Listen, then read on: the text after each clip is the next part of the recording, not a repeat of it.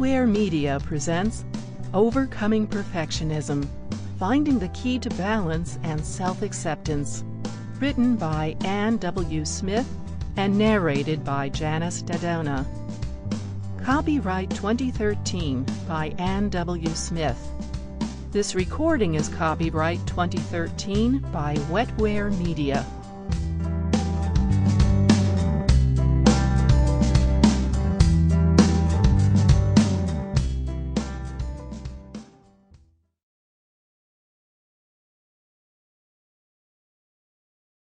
Introduction.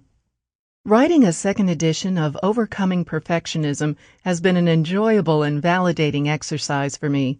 I do love to write, but I find it difficult to create the space and time to do it as much as I would like. This project has allowed me to go back to my own beginnings as a therapist, a mom, an aunt, a wife, a sister, a daughter, a teacher, a director, and a friend, and reflect on what I have learned and how I have grown. At the same time, I can see that my essence has really not changed all that much. When I wrote the original Overcoming Perfectionism, I was a single mom with 2 children, ages 7 and 17. I had just left my full-time job, moved 60 miles away, and built an irrationally large 6-bedroom house for my 7-year-old daughter Lindsay and myself. My son Jeff was going off to college, and I started my own business. I met the man who became my husband and married him soon after, expanding my little family with 3 more boys. We were a very non-traditional family with what seemed like a revolving door on our house. "Build it and they will come" was a frequent comment made by friends and extended family that proved to be very true. During our first 10 years in the big house, we were frustrated with the chronic problem of 2 leaking chimneys that made a mess of our 2 attic bedrooms.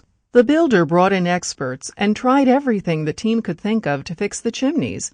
They would be okay for a while, but then the leaking would start again.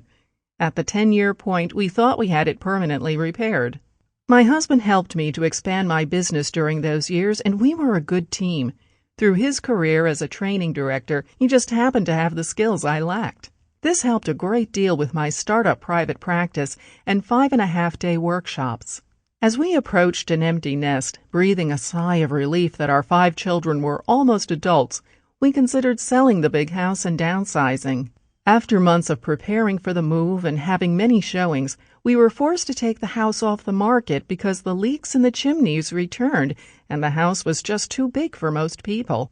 We were also exhausted from the challenges of a blended family and raising so many teenagers, so we decided to enjoy our space while we figured out what was next for us. After 3 years of relative quiet, we decided to prepare the house for sale once again. Within what seemed like just a few days after that decision, the water heater gave out and a torrential rain caused the chimneys to leak once more, damaging the ceilings and leaving us no choice but to postpone the sale. With this setback, we were again in pause mode when the unthinkable happened. My husband's sister and her husband, who lived in a nearby town, were tragically killed, leaving 3 young children and 2 adult sons without parents. It was traumatic for everyone concerned and had a ripple effect throughout all our lives. Our pause was then transformed, and all of our lives were sent in an entirely new direction. In a few months, my husband and I were active parents once again to 3 children, ages 12, 15, and 16. All available space in our big house was full once again.